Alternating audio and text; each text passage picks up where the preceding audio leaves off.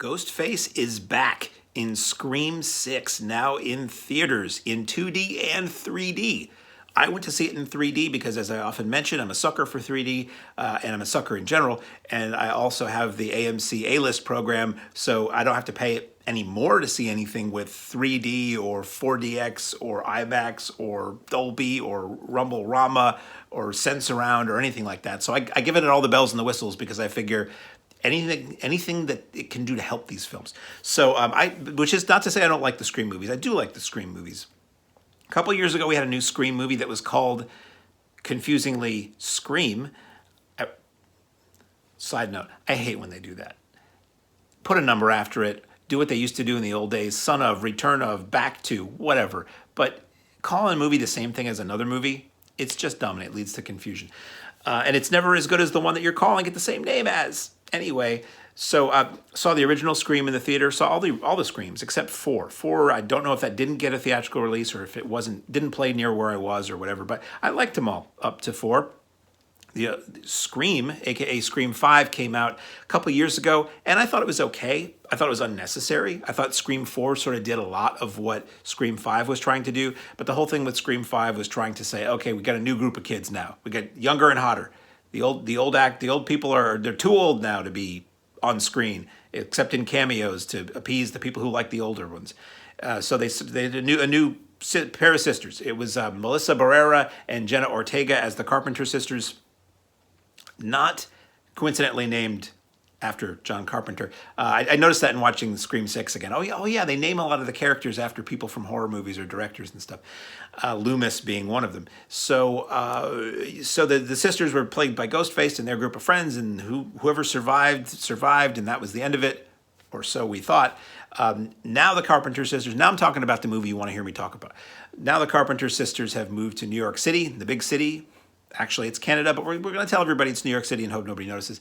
And the younger sister, Tara, is in college and finding her way in the world. And Sam, the older sister, has basically moved there to keep an eye on her because she's so afraid that something bad's going to happen or that Ghostface is going to come back or whatever.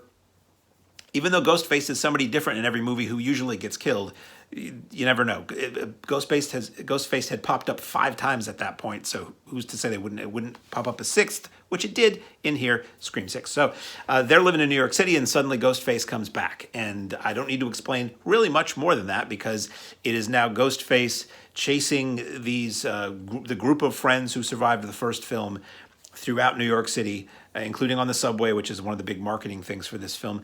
And once again, who will survive and what will be left of them? So this also is unnecessary. I enjoyed this. I thought the kills were very brutal, which is what a lot of horror fans want. Some magnificent stabbings, some magnificently fierce and voracious stabbings in this film.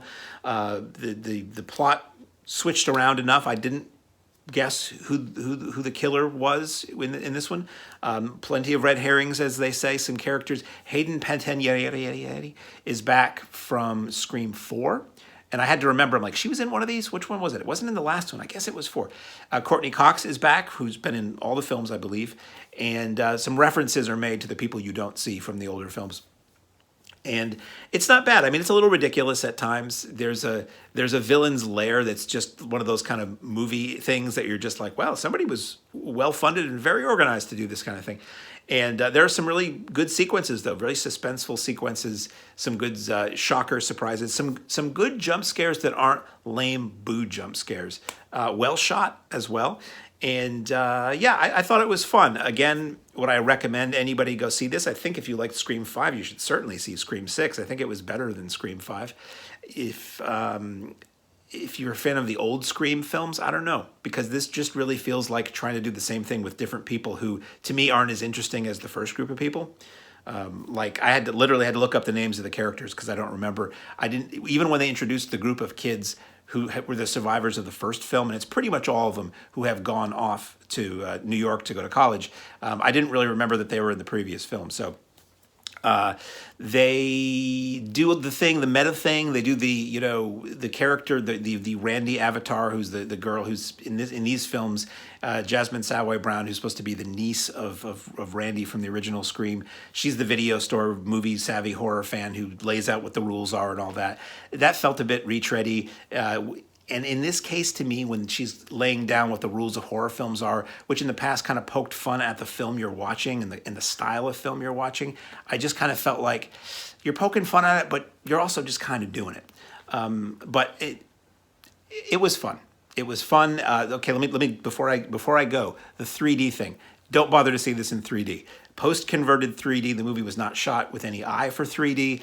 The film doesn't really work in 3D. There's nothing that comes out at you. There's nothing there. I didn't even get any sense of depth. For 3D to work, it really has to be shot that way, or it has to be shot with deep focus and very bright. And this was not. This takes place mostly at night. 3D needs a calm camera with long shots, which this more or less had, but it just didn't work. So if you're paying extra to see this in 3D, don't. If you're not paying any extra like me, don't, because it really doesn't work. The only 3D I got that night were the trailers for Guardians of the Galaxy and something else that were in 3D. So at any rate, available in theaters now. Everything's better in a theater. So if you think you want to see it, go see it in the theater. Scream 6.